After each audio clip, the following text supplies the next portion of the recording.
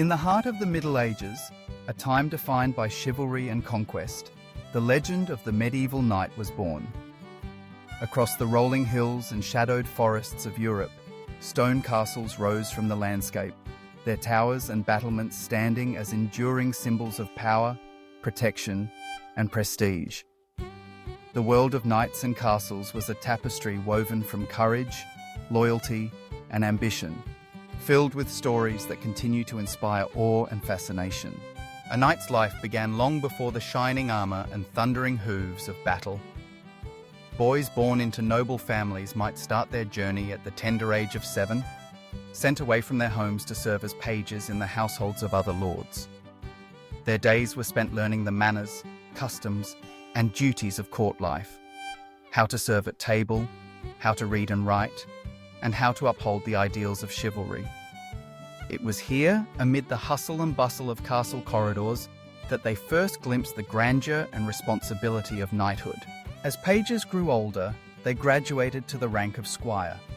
Squires were apprentices to knights, attending to their master's armor, horses, and weapons. They trained in the arts of swordsmanship, jousting, and riding, honing their bodies and minds for the trials to come. The life of a squire was demanding. Early mornings, endless drills, and the ever-present expectation to act with honor and bravery. Yet for those who persevered, the reward was great.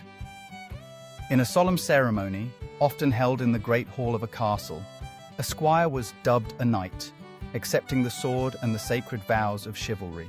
Knighthood was not merely a title, it was a calling. Knights were expected to protect the weak, defend their lord's lands, and uphold justice. They lived by a code, the code of chivalry, which called for courage in battle, loyalty to one's liege, and respect for women. Though the reality was sometimes less than perfect, these ideals shaped the culture and imagination of the medieval world. The knight's armor became a symbol of his status and skill. Early on, armor was simple. Leather and chainmail provided some protection against the blows of swords and arrows. Over time, as weapons grew deadlier, armor evolved into the gleaming plate suits most often imagined today. Each piece was carefully crafted by skilled smiths, designed to balance protection with mobility. Helmets, breastplates, gauntlets, and greaves covered the knight from head to toe, while the surcoat, emblazoned with the knight's coat of arms, announced his allegiance and identity. The knight's most loyal companion was his horse, a powerful charger bred for strength and stamina. Training a warhorse took years, and the bond between knight and steed was forged through countless hours of riding and care. In battle, the knight and horse became a single force charging into the fray with unstoppable momentum. Castles, meanwhile, were the centerpieces of medieval life. More than just fortresses, they were homes, administrative centers, and strongholds against enemies.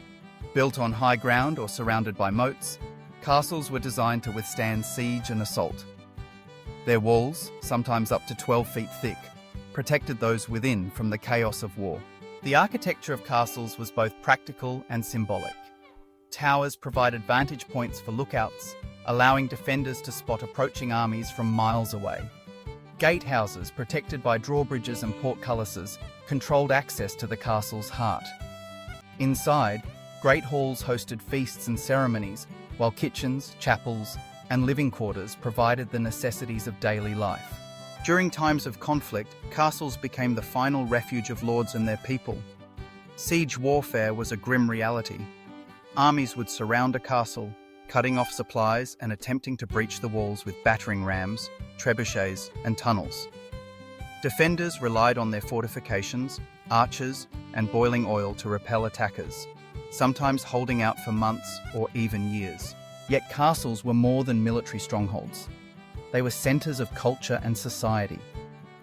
Within their walls, musicians played, poets recited, and artisans created works of beauty. Tournaments and jousts brought knights together in displays of skill and bravery, while banquets celebrated victories and alliances. The life of a medieval knight was not without peril. Battles were fierce and bloody, and the shifting politics of the era meant that loyalties could be tested. Yet, in times of peace, knights served as protectors of their lord's domain, overseeing justice, managing lands, and acting as envoys in diplomatic affairs.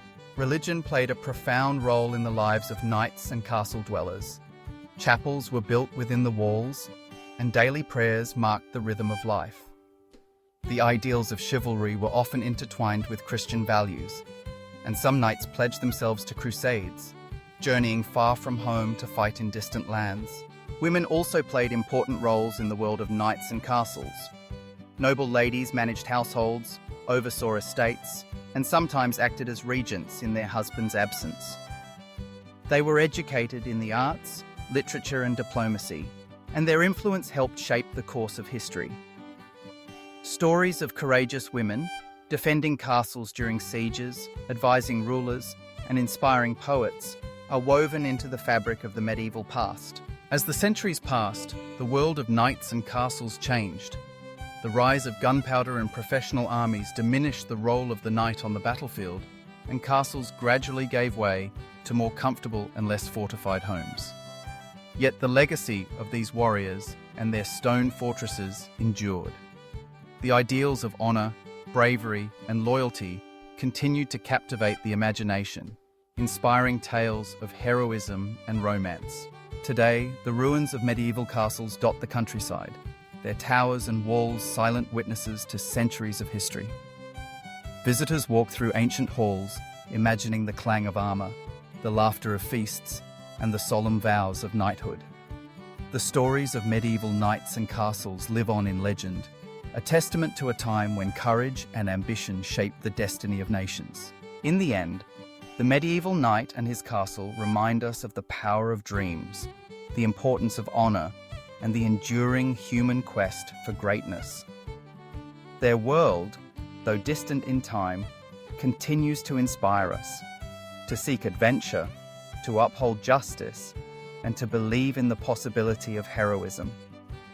Through their stories, we glimpse a world where stone and steel met spirit and hope, forging legends that will never fade.